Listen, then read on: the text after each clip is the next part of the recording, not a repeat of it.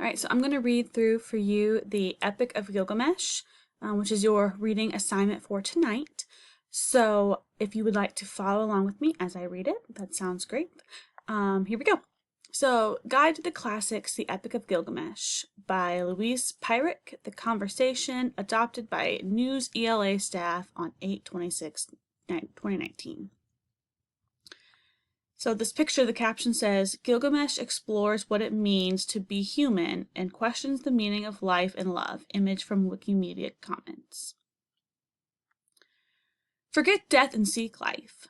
With these words, Gilgamesh, the star of the 4,000-year-old poem, coins the world's first heroic catchphrase. People can see the purpose of Gilgamesh in different ways. It may be the biography of a legendary king. The epic could also be a love story, a comedy, a tragedy, an adventure tale, or an origin story. The story begins with Gilgamesh, king of the city of Uruk. To keep him busy, the Mesopotamian deities create a companion for him, the hairy wild man Enkidu. Gilgamesh and Enkidu embark on a quest for fame and glory. Their actions upset the gods, leading to Enkidu's early death. The death of Enkidu is a turning point in the story. Gilgamesh is lonely and terrified of his mortality. He dresses in lion skin and travels to find the survivor of a great flood named Utnapishtim. Utnapishtim is often compared to Noah of the Old Testament. After traveling over the waters of death, Gilgamesh meets Utnapishtim and asks for the secret of eternal youth. Utnapishtim doesn't have it, and Gilgamesh returns home to the city of Uruk.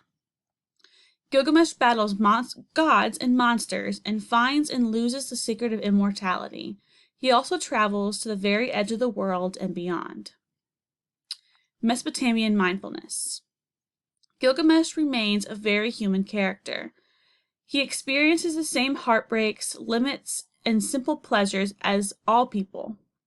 Gilgamesh asks, what is the meaning of life and love? What is life really, and am I doing it right? How do we deal with uncertainty, and how do we deal with loss? The text provides many answers. Some of the clearest advice is provided by the beer god, Siduri. She urges him to enjoy the company of loved ones, good food, and clean clothes. In ancient Mesopotamia, the king had to behave correctly to maintain universal order.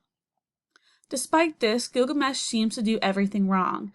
He kills the environmental guardian, Hamababa, and ransacks the cedar forest. He insults the goddess of love, Ishtar, and slays the bull of heaven.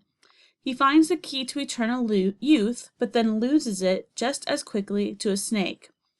Through these adventures, Gilgamesh seeks fame and eternal life. Instead, he finds love with Enkidu and a deeper understanding of humanity and the importance of community. Reception and recovery. The Epic of Gilgamesh was widely famous in antiquity. It influenced the epics of Homer and the Hebrew Bible, yet today it is practically unknown. The story comes from Mesopotamia. The area is where Iraq, Kuwait, and parts of Syria, Iran, and Turkey are now. Mesopotamia is called the cradle of civilization for its early agriculture and cities. Gilgamesh was written in cuneiform script in the Akkadian language. Cuneiform is the oldest known form of writing. Around AD 1st century, the cuneiform writing system disappeared. For almost 2,000 years, clay tablets containing stories of Gilgamesh lay buried and forgotten. The poem was rediscovered in the 1800s. George Smith and the British Museum was the first to translate it in 1872. In 2015, the publication of a new fragment of the Tablet 5 made international news. It was discovered the same year as extremists were destroying antiquities in the Middle East. In Gilgamesh, the wilderness is a place of beauty and purity, as well as wild abundance. Gilgamesh and Enkidu are also aware of the economic value of the trees. Where to read Gilgamesh? The standard Babylonian version was originally put together by the priest Sin-Leki Unini around 1100 BC. The main modern translation is Andrew George's The Babylonian Gilgamesh Epic, Introduction, Critical Edition, and cuneiform texts, 2003. He put together a shorter version, The Epic of Gilgamesh, a new translation, 1999. The most readable of modern treatments is David Ferry's Gilgamesh, a new rendering in English verse, 1992. The epic explores universal themes.